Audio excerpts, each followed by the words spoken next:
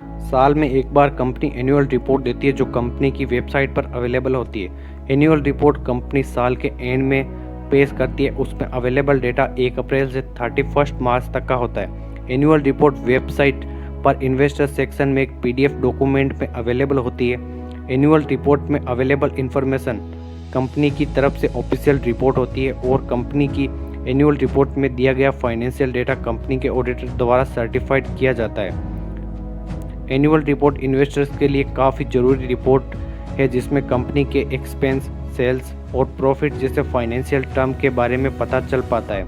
Investors के लिए company की रिपोर्ट इन्फॉर्मेशन के लिए अच्छा सोर्स है, लेकिन कुछ बिजनेस वेबसाइट्स कंपनी की जानकारी देती है जिन्हें इस तरीके से बताया जाता है जिससे कंपनी की एक पॉजिटिव इमेज सामने आती है। ऐसी वेबसाइट से हमेशा दूर रहना चाहिए, जैसे कि कंपनी अपने डिप्रेसिएशन को अपने प्रॉफिट एंड लॉस साइड में दिखाती है, लेकिन मीडिया वेबसाइट्स इसको किसी और हेड में दिखाकर कंपनी की एक पॉजिटिव इमेज सामने लाने की कोशिश करती है।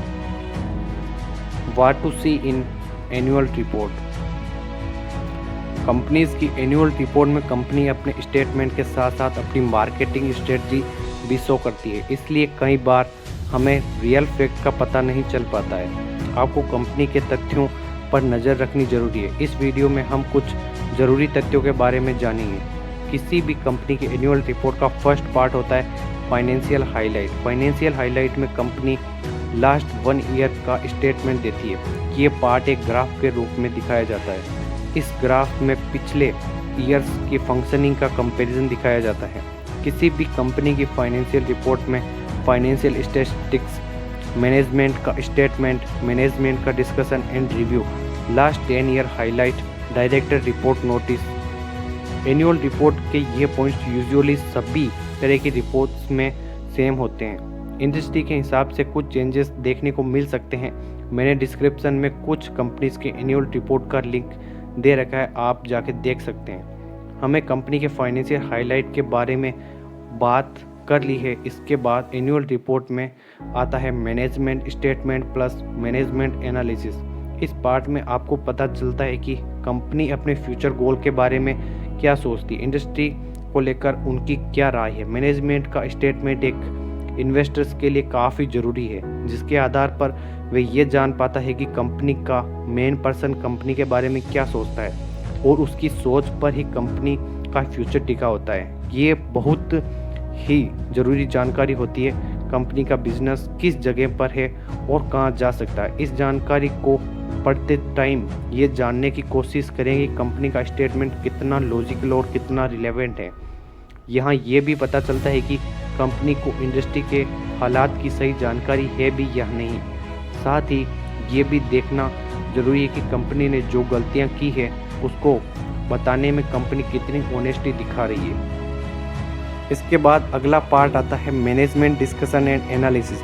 ये पार्ट भी किसी एनुअल रिपोर्ट का इम्पोर्टेंट हिस्सा होता है। इस पार्ट में यूजुअली कंपनीज कंट्री और ग्लोबल इकोनॉमी के बारे में डिस्कशन और एनालिसिस करती है। अगर बिजनेस ग्लोबल एक्सपोर्ट से जुड़ा हुआ है तो कंपनी ग्लोबल इकोनॉमी के बारे में एनालिसिस कर बताती है कि बिजनेस का फ्यूचर कैसा रहेगा। आपको एनुअल रिपोर्ट पढ़ते टाइम उस इंडस्ट्री की दूसरी कंपनीज के साथ उसका कंपैरिजन करना ज़रूरी है, जिससे ये क्लियर हो सके कि कौन सी कंपनी फ्यूचर में कैसा परफॉर्म करने वाली है। मैनेजमेंट एनालिसिस और डिस्कशन के बाद कंपनी अपने बिजनेस के बारे में ये बताती है कि बिजनेस किस तरह से चल रहा है और मंदी के दौर में कंपनी ने फाइनेंशियल ईयर और लास्ट कुछ सालों में क्या किया। इसके बाद भी एनुअल रिपोर्ट में कुछ छोटी छोटी लेकिन ज़रूरी रिपोर्ट होती है। एग्जाम्पल के लिए ह्यूमन रिसोर्सेज रिपोर्ट, यानी कंपनी में एम्प्लॉयज़ को लेकर कोई दिक्कत तो नहीं है। टेक्नोलॉजी रिपोर्ट, यानी इस डिजिटल वर्ल्ड में कंपनी अपने को किस तरह से एक्सपेंड कर रही है। Financial statement. एनुअल रिपोर्ट का लास्ट पार्ट आता है फाइनेंशियल स्टेटमेंट। एक बिजनेस के लिए सबसे ज़रूरी होता है कि उसका फाइनेंशियल स्टेटस कैसा है। ऐसा तो नहीं कि कंपनी सिर्फ सेल्स के चक्कर में कम मार्जिन में काम करके रेवेन्यू तो जनरेट कर रही है लेकिन प्रॉफिट में पीछे रह जाती है। इन दोनों के बीच सही से एक कोऑर्डिनेशन बना के रखने वाली कंपनी ही आगे जाके ग्रो कर सकती है। आपको फाइनेंशियल स्टेटमेंट में कंपनी का profit and loss, balance sheet, company का कैश एंड फ्लो, इन बातों के बारे में ध्यान से ज़रूर पढ़ना चाहिए। कंपनी फाइनेंशियल स्टेटमेंट दो तरीके से पेश करती है। इन दोनों तरीकों की हम शॉर्ट में एक बार चर्चा कर लेते हैं। आगे आने वाले वीडियोस में हम इनको डिटेल में समझेंगे। Stand alone figures and consolidated figures, इन दोनों को समझने से पहले हमें कुछ और समझना होगा। किसी भी एक बड़ी कंपनी के कुछ सब्सिडरी और डिवीज़न हो सकते हैं। बहुत बार कंपनीज दूसरी कंपनीज की होल्डिंग्स कंपनी के तौर पर भी काम करती। इसको अच्छे से समझने के लिए हम एक एग्जांपल लेते हैं। एक कंपनी एबीसी लिमिटेड है जिसकी 52% शेयर होल्डिंग XYZ कंपनी के पास है। इस हिसाब से XYZ कंपनी यहाँ एक प्रमोटर या होल्डिंग कंपनी है, लेकिन XYZ कंपनी खुद एक दूसरी जैसे कि ZXY की 100% सब्सिडरी है। इसका मतलब ये हुआ कि XYZ का मालिकाना हक ZXY के पास है और ABC का 52% हिस्सा XYZ के पास है।